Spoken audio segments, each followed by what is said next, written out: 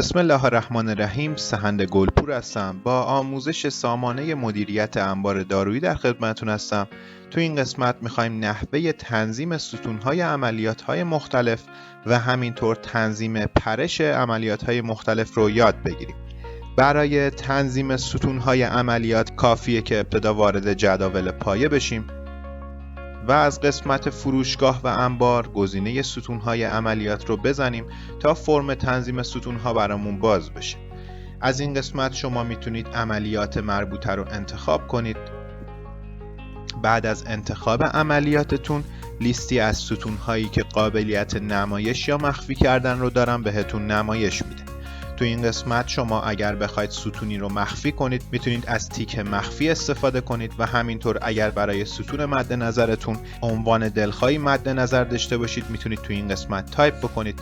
همینطور ترتیب ستون رو میتونید با اعداد توی این ستون مشخص کنید و همینطور عرض ستون رو میتونید تو این قسمت بر حسب پیکسل وارد کنید و همینطور اگر رنگ خاصی برای ستون ها مد نظرتون هستش با زدن این گزینه میتونید رنگ مد نظرتون رو انتخاب بکنید و با زدن گزینه اوکی رنگی که انتخاب کردید برای ستونتون تنظیم میشه. به همین ترتیب شما میتونید تنظیمات خاص مد نظرتون رو برای ستونهای مختلف عملیاتهای انبارهاتون تنظیم بکنید. برای تنظیم پرش عملیات وارد گزینه تنظیم پرش عملیات میشیم. فرم تنظیم پرش برامون باز میشه.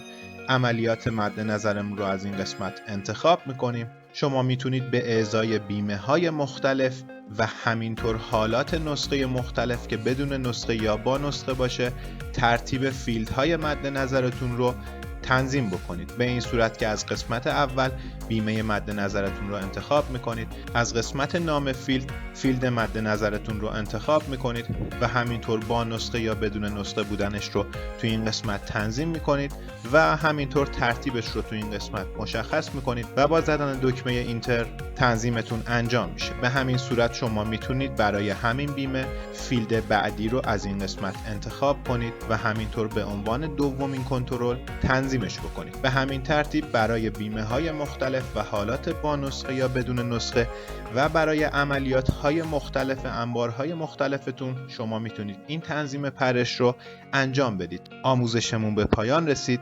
براتون آرزوی موفقیت میکنم. ممنون میشم کانال آپارات و یوتیوب ما رو دنبال کنید.